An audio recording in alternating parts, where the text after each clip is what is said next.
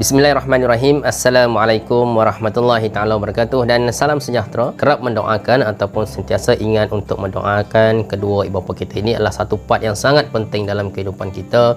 Dan pada hari ini saya ingin berkongsi dua kisah yang menjadi rahsia punca kepada ramainya anak-anak pada hari ini ingat dan sentiasa akan mendoakan ibu bapanya.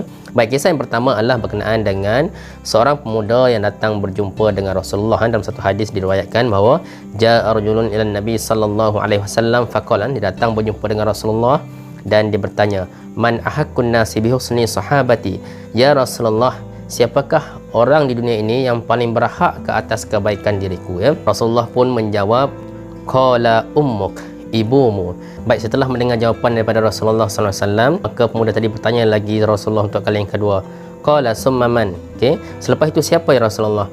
Maka jawab Nabi, qala ummuk. Kali kedua pun Nabi jawab, ibumu. Dan ditanya lagi kali ketiga, qala summa man, selepas itu siapa Rasulullah? Nabi Muhammad SAW masih menjawab, qala ummuk. Maknanya 3 kali ditanya, siapakah yang paling berhak ke atas kebaikan diriku?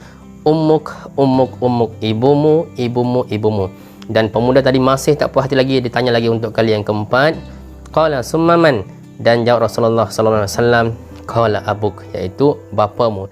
Kali keempat barulah Rasulullah SAW menjawab, bapamu. Orang alim, orang-orang ilmu telah menghuraikan, dia kata seandainya kasih ini dibahagi kepada 4, maka 3 untuk ibu, 1 untuk ayah. Bukan bermaksud kita berbeza-bezakan, tidak, tetapi adalah ibu bapa ini kedua-duanya sangat penting, sangat perlu disayangi, perlu kita sentiasa mendoakan mereka. Cuma dalam kisah ini dititik beratkan soal pengorbanan ibu itu supaya seorang anak agar sentiasa mengingati jasa ibu yang cukup penting sehingga diulang repetition sehingga 3 kali, dan ayah 1 kali, supaya kita sentiasa mengingati dan mendoakan ibu bapa kita.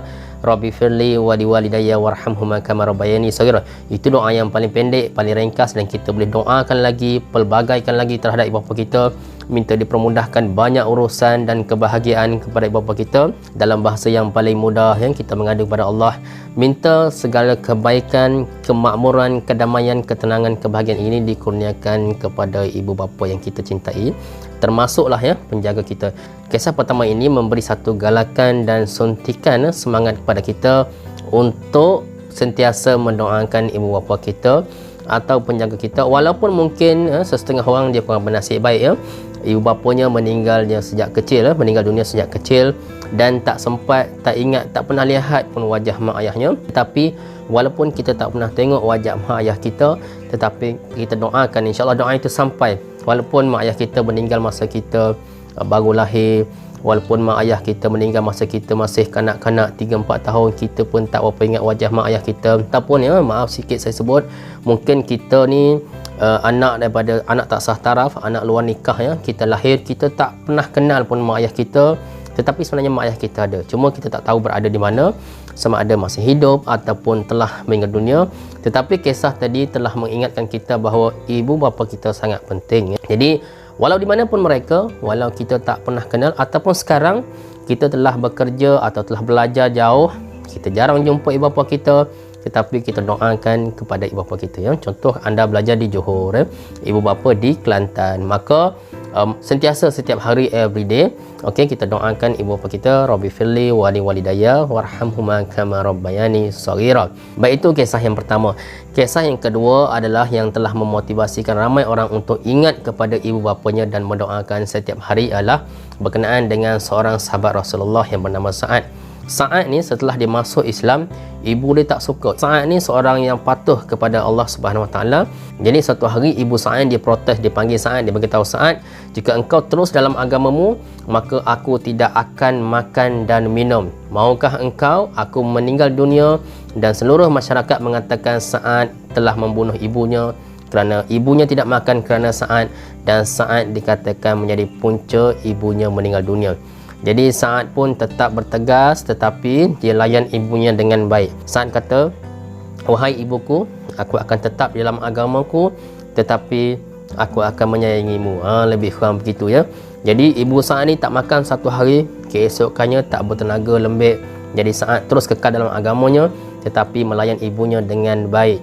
Masuk hari kedua, ibu Sa'ad masih lagi tak makan, sehinggalah ke hari yang ketiga ibu dah sangat lemah, dan Sa'ad bagi tahu kepada ibunya, wahai ibuku, seandainya ibu mempunyai 100 nyawa sekalipun dan nyawa ibu gugur satu persatu, maka saya akan tetap dalam agama saya, dan ibuku makanlah, ya, disuruh ibu dia makan. Ibu ada pilihan untuk terus tidak makan atau ibu mahu makan sekarang. Tetapi nasihat saya kepada ibu, makanlah. Akhirnya selepas 3 hari itu, ibu Sa'ad mula makan dan Sa'ad terus kekal di dalam agamanya. Jadi kita lihat contoh tauladan ibrah daripada kisah Sa'ad ini. Beliau taat kepada Allah, terus kepada agama, walaupun ibunya menentang dalam agamanya, tetapi Sa'ad terus kekal dan Sa'ad tetap melayani, menyayangi ibunya dengan sebaik mungkin. Jadi besar maksud kisah ini, ya. Taat kepada Allah walaupun ibunya alirannya lain menentang, tetapi tetap melayani ibunya dengan baik. Ibrahnya apa? Ibu kita, keluarga kita, bapa kita ini adalah insan yang cukup bermakna dalam hidup kita. Jadi saya pernah berhadapan dengan beberapa remaja dalam program, ya. Mereka berkongsi tentang nasib mereka kurang baik, kurang selesa. Ibu mereka ni ke arah rock sikit lah, ya. Mungkin nasib kurang baik sedikit. Ibu mereka dalam keadaan yang orang kata terlibat dengan perkara yang pelik-pelik, ya. Ayah mereka terlibat dengan perkara-perkara yang kurang baik. Jadi kita selalu berpesan kepada pelajar, siapa pun ibu kita, ya, mak kita rockers ke, mak kita siapa ke, mak kita, ayah kita, orang-orang yang terlibat dengan perkara salah, tetapi ibu bapa kita, kita tetap kena buat yang terbaik. Kita tetap kena melayani mereka dengan baik. Perintah Allah kita lakukan sebaik mungkin walaupun kita seorang khalifah, hamba yang lemah.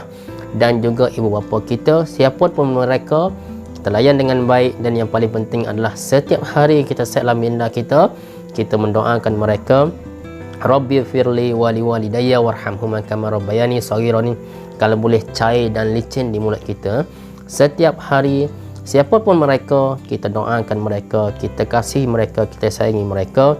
Dan kita nak orang-orang yang berhak ke atas kebaikan kita, orang-orang yang berhak ke atas kasih sayang kita ini sentiasa dirahmati Allah Subhanahu Wa Taala dan dipermudahkan urusannya. Jadi anak-anak remaja di luar sana, ingat, ya, ibu bapa kita ni insan yang sangat berharga.